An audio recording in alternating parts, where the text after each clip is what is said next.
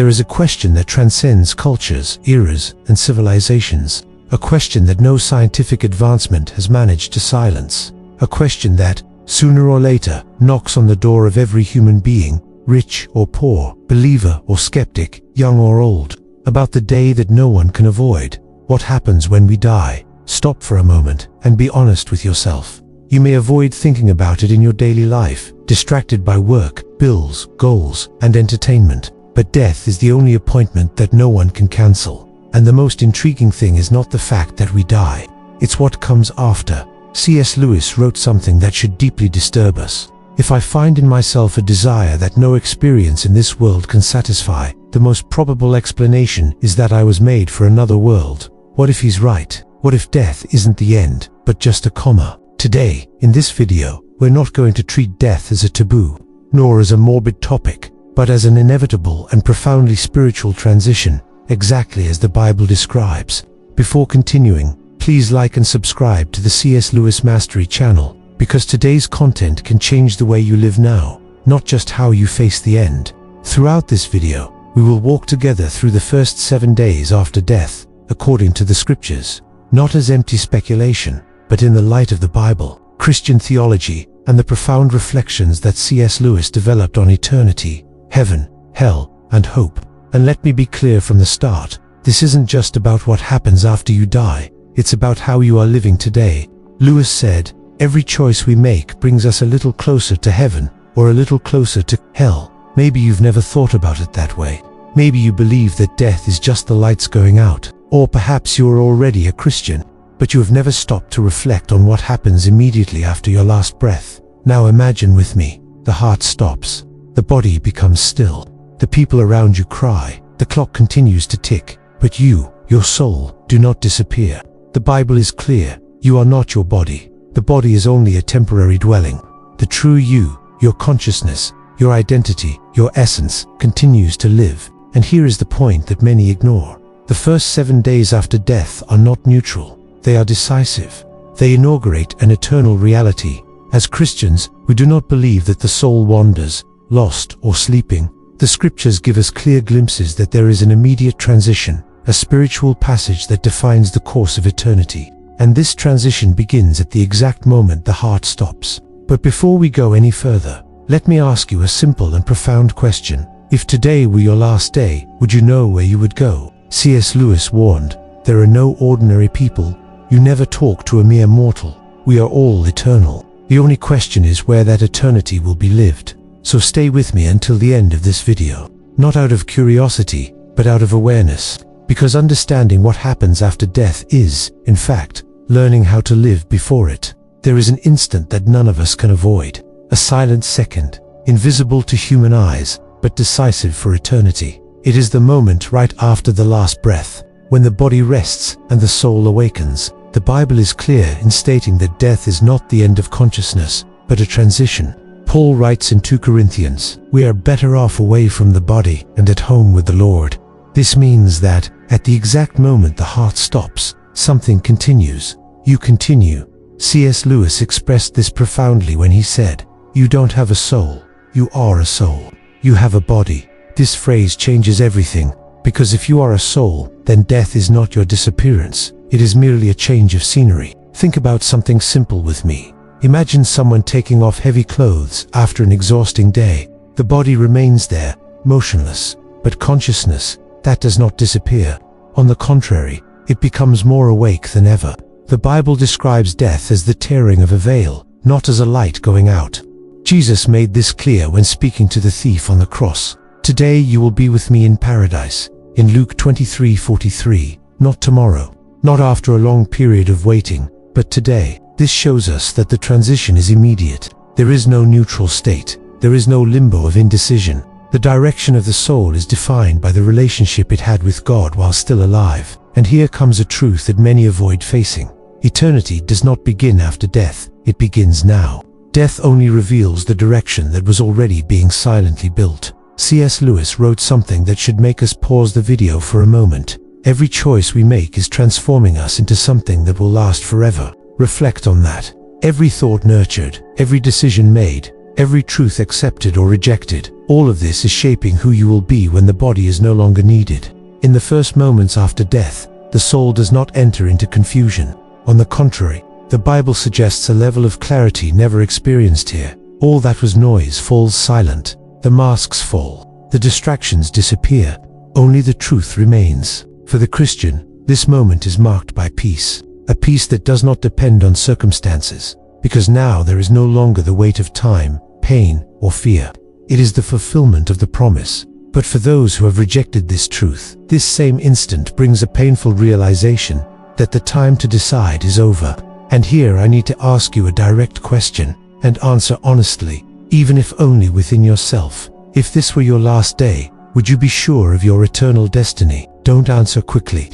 This question is not meant to generate fear, but to awaken awareness. If this reflection is already speaking to you, leave a comment with the word eternity. And if this content is helping you think more deeply about life and faith, subscribe to the C.S. Lewis Mastery channel. Here, we don't speak to entertain, we speak to transform. Take a deep breath, because the journey is just beginning. There is a moment in the journey of eternity that almost no one considers in depth. It is not the moment of death, nor the final judgment. It is the silent interval, that time when everything that seemed urgent on earth completely loses its meaning. After the heart stops, after the body falls silent, after the voices of the world become distant, what remains is the soul, naked, conscious, and awake. And here we need to be honest. The Bible never describes this period as confusing and nebulous. On the contrary, it speaks of absolute clarity. In Hebrews, it is written that all things are naked and exposed to the eyes of him to whom we must give account. There is no more self-deception. There are no more justifications. There are no more social masks, titles, positions, or reputations. The soul sees the truth about God and about itself. C.S. Lewis said something profoundly disturbing and true. In the end, there are only two kinds of people: those who say to God, "Thy will be done," and those to whom God says, "Then let yours be done." This in-between time is exactly that, the moment when the will that governed your life finally reveals its destiny. For the Christian, this period is not one of fear. It is one of recognition. Recognition that nothing was in vain, that every silent renunciation was seen, that every choice for truth, even when it came at a high price, was recorded. Jesus recounted that Lazarus was comforted. The word used there is not light. It carries the idea of deep rest, of relief after a long journey. Imagine someone who has spent their entire life carrying an invisible weight, guilt, pain, injustice, losses, and suddenly realizes that they no longer need to bear any of it. That is the rest of the righteous. But for those who have lived as if God were irrelevant, this silence becomes deafening. Because when the noise of the world ceases, conscience speaks, and she speaks loudly. It's not an externally imposed punishment. It's the internal confrontation with the rejected truth.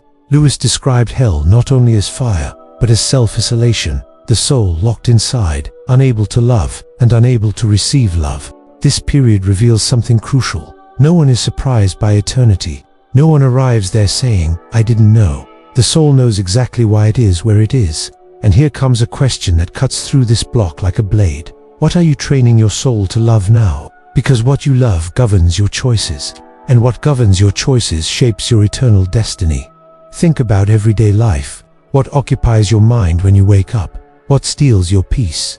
What you protect tooth and nail? Jesus was direct. Where your treasure is, there your heart will be also. This time between death and full eternity is like a perfect mirror. It reflects exactly where your treasure has been. Therefore, this video is not about spiritual curiosity. It's about urgency. If this is already making sense to you, stop for a moment, breathe, and write in the comments, "I'm thinking about eternity." This simple gesture is more than engagement. It's an act of awareness.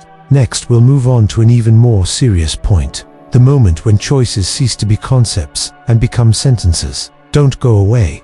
What comes next completely changes how you see your own life. We've reached a delicate point in the journey. If the first days after death reveal the soul's destiny, the following days reveal something even deeper, the truth about who we become. It's not just about where we go, but about who we are when all the masks fall. Between the fourth and fifth day after death, not an exact human chronology, but like a spiritual language, the soul begins to experience the eternal consistency of the choices made in life. It is no longer a matter of surprise, nor of shock. it is a matter of recognition. For those who have lived in Christ, this period is marked by something the Bible calls the revelation of the work, not for condemnation, but for clarity. It is when one understands, without defense and without self-deception, how each decision, each word, and each omission echoed in time. Lewis said that heaven does not transform bad people into good ones, but perfects what has already been given to God. Therefore, this moment is not one of fear for the faithful Christian, but of holy sobriety. It is when the soul realizes that nothing was wasted when lived in love, even the silent sufferings, the invisible choices, the yeses said when it would have been easier to say no. But there is another side to this revelation. For those who have lived apart from God, this same period becomes a time of painful awareness, not because God is cruel, but because, as Lewis explains, hell is not a punishment imposed from the outside. It is a reality chosen from within.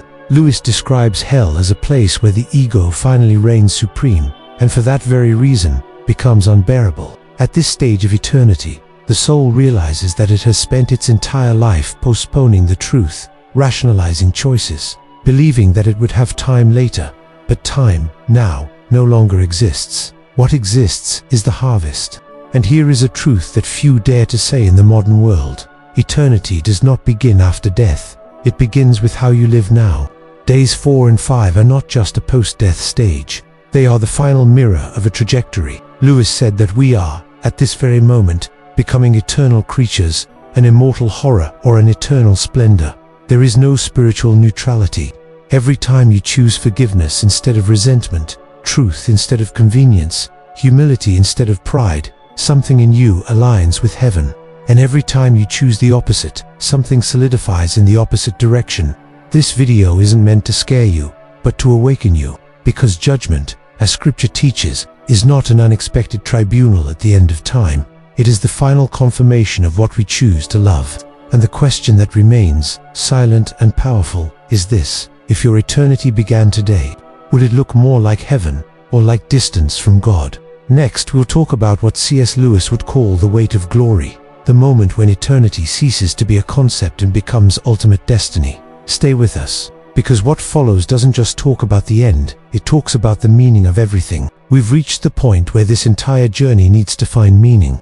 After traversing the mystery of death, the first days after the last breath, the weight of eternal choices, and the seriousness of judgment, one question remains that cannot be avoided. What does all this demand of us, now, while we are still breathing? Because the Bible never spoke about eternity just to inform us. It speaks to transform us. C.S. Lewis wrote something that should resonate in our conscience every day. This present life is but the vestibule. The real story begins after we have crossed the threshold. If this is true, and the Scriptures confirm that it is, then living as if this world where everything is the greatest deception a human being can embrace. Think about it practically. Have you ever noticed how people plan everything for their earthly future? Retirement, career, travel, stability. None of that is wrong. The problem is when there is no spiritual planning, no reflection on the destiny of the soul. It's like someone who spends years decorating the waiting room and never wonders where they will go when they are called. Jesus told a parable exactly about this. The rich man who accumulated wealth, built larger barns, and said to himself, "Now I can rest." And God replies, "Fool, this very night your soul will be demanded of you." It wasn't prosperity that condemned that man. It was living without eternity in mind. And this is where many get confused. Thinking about death is not morbid, it is wisdom. The Bible says in Ecclesiastes that it is better to go to the house of mourning than to the house of feasting, because death teaches us to live correctly. C.S. Lewis reinforces this when he writes, "Prepare for eternity as one who knows that this world is not your home." Living in the light of eternity changes everything. It changes how you react to offenses, because you realize that some battles are simply not worth the soul. It changes how you deal with suffering, because you understand that pain is temporary, but glory is eternal. It even changes how you love, because you begin to love people not as instruments, but as souls destined for eternity. And here comes a truth that needs to be said, clearly and lovingly. There is no spiritual neutrality. Not choosing Christ, it's already a choice. Not deciding yet is, in practice, deciding against it. Jesus was direct when he said, "He who is not with me is against me." There is no third way. There is no gray area. Eternity doesn't work by intention. It works by decision. Maybe you're listening to this and thinking, but I still have time. That's the most dangerous lie there is. The only guaranteed time is now. Tomorrow is a promise that no one can sign. C.S. Lewis warned with surgical precision, the surest road to hell is the gradual one, a gentle slope, without sharp turns, without milestones, without signs. That's how many get lost. Not out of hatred for God, but through procrastination, through distraction, through being too busy to think about eternity. But here's the good news, and it changes everything. While there is breath, there is hope. The door of grace is still open. The invitation still stands. Christ still calls. Salvation isn't about being good enough. It's about recognizing that we never will be. That's why the cross exists. That's why Jesus died and rose again. Not to give us a religion, but a new life. If you surrender your life to Christ, death ceases to be a court and becomes a home. It ceases to be the end and becomes the beginning. As Paul said, "For to me, to live is Christ, and to die is gain." And now I speak directly to you, who are watching this far. Don't let this video end without making a conscious choice. Not just feeling something beautiful, not just reflecting, but deciding. If this message spoke to you, like the video now. This helps the channel reach more people who need to hear this truth. Subscribe to C.S. Lewis Mastery if you want to continue growing in faith, biblical understanding, and spiritual depth. And write in the comments, sincerely, I choose to live with eternity in mind. Because in the end, as C.S. Lewis himself wrote, you don't have a soul, you are a soul. You have a body, the body passes away, the soul remains. The final question isn't what will happen after I died. The real question is, for whom am I living now? May you choose life, may you choose Christ. May you live each day, remembering that eternity has already begun. Until the next video, may God grant you discernment, courage, and a living faith.